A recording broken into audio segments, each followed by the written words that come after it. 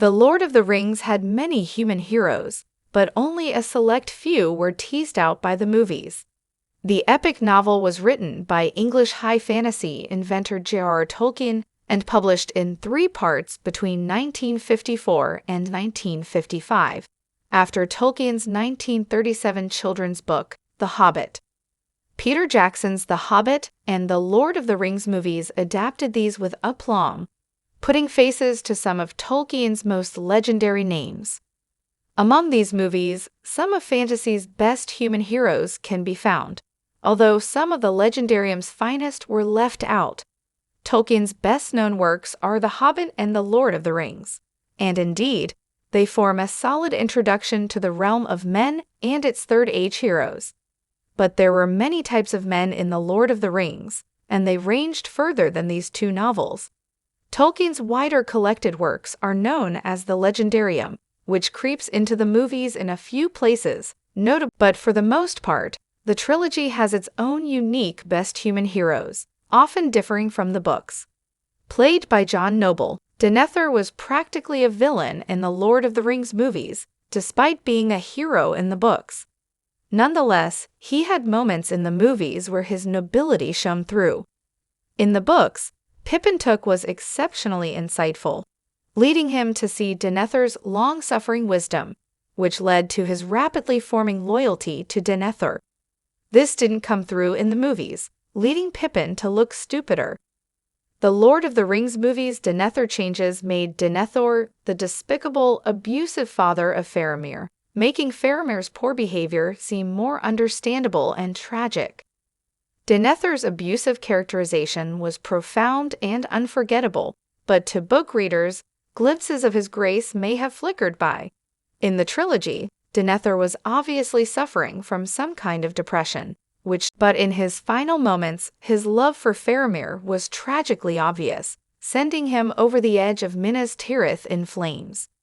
Elfil died giving birth to Theodred, Theoden's only son, and a tragic hero in the Lord of the Rings movies, if not the book. The Lord of the Rings novel pays hardly any attention to Theodred, but uses him as an important plot device to weaken his father, Theoden.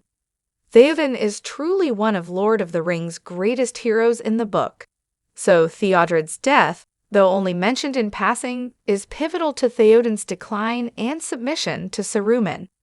In the movie trilogy, Theodred actually appeared on screen and in the narrative in a way he didn't in the book.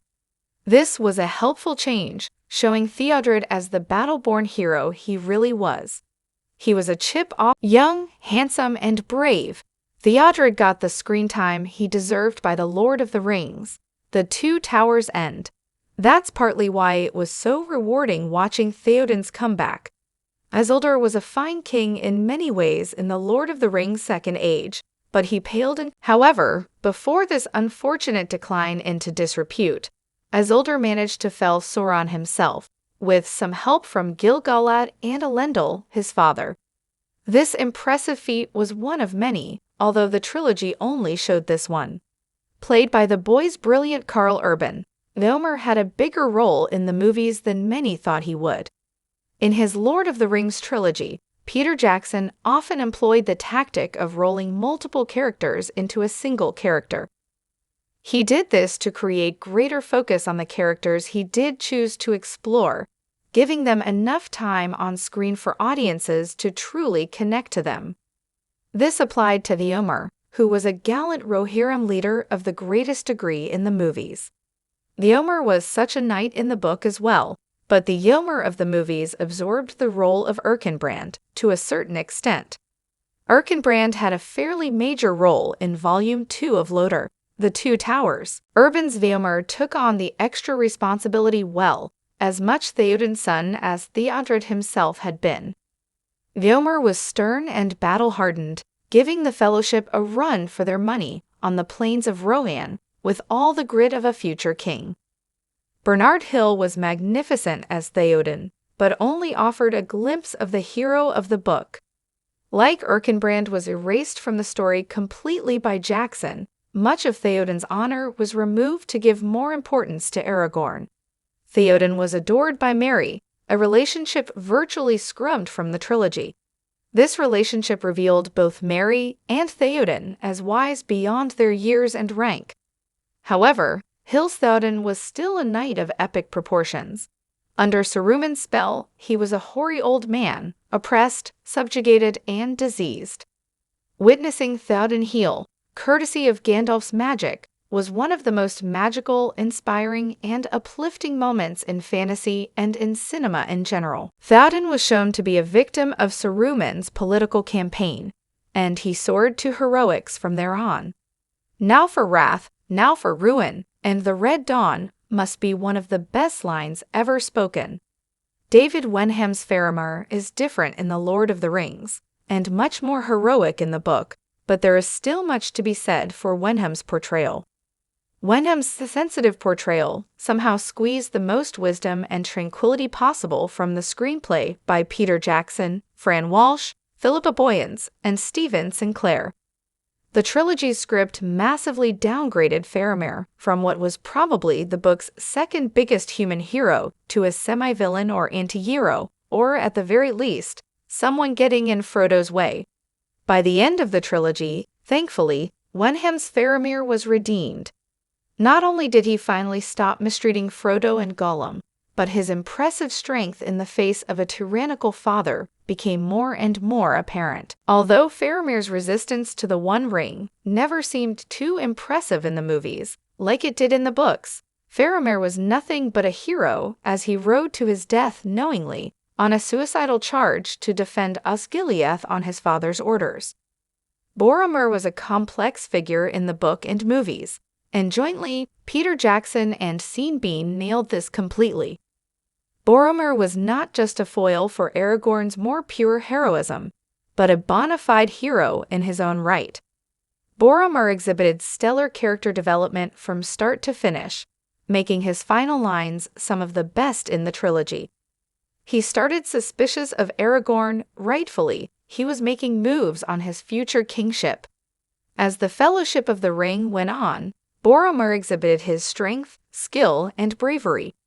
But he also became increasingly tempted by the One Ring, swayed as he was by hopes of becoming Gondor's king. But Boromir overcame these hurdles, eventually dying to save Merry and Pippin from orcs, defending them until he was so full of orc arrows he could barely stand. He eventually fell, and even used his dying breath to finally swear allegiance to Aragorn, the rightful king of Gondor. There are many things to love about the Hobbit trilogy, despite the flack it often catches from fans, and Bard the Bowman is one of them. Luke Evans' underrated character was a delight throughout The Hobbit, and is a genuinely great reflection of the character in the children's book.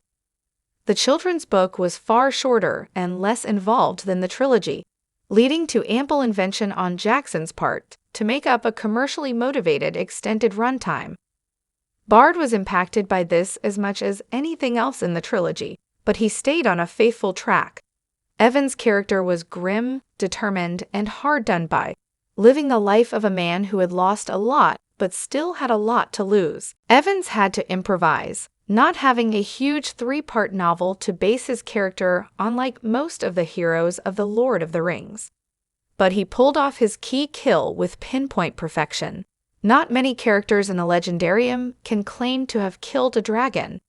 Played memorably by Miranda Otto, Yaowen is blessed to have been adapted so faithfully by Peter Jackson and his crew.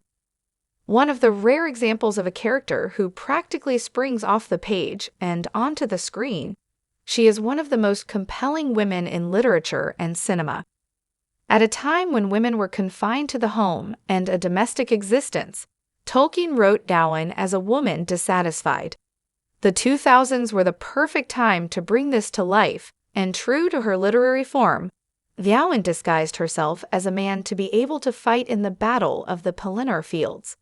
She took Merry with her, and together, this duo felled the Witch King of Angmar, proving their society had been wrong to tell them to stay at home. Iconically shouting, "I am no man," Yaowen flew in the face of Glorfindel's prophecy that no man would be able to slay the Witch King. Elessar, the Elfstone, and the king of the reunited kingdom, Aragorn is the knight in shining armor of high fantasy's dreams. Rising from the humble origins of a ranger wandering Middle-earth to keep its inhabitants safe, Aragorn stepped into his role fully. Although totally confident throughout the book, Aragorn grew into his kingship gradually in the trilogy, and it suited Viggo Mortensen. This strong, silent type manifested the weight of the world on his shoulders, and the pressure not to cave into the One Ring like his ancestor, Isildur. Aragorn was able to rise above the whims of Isildur, resisting the One Ring far better than him. He had Isildur's example to look on and learn from, unlike poor Isildur, who was dealing with a relatively new object.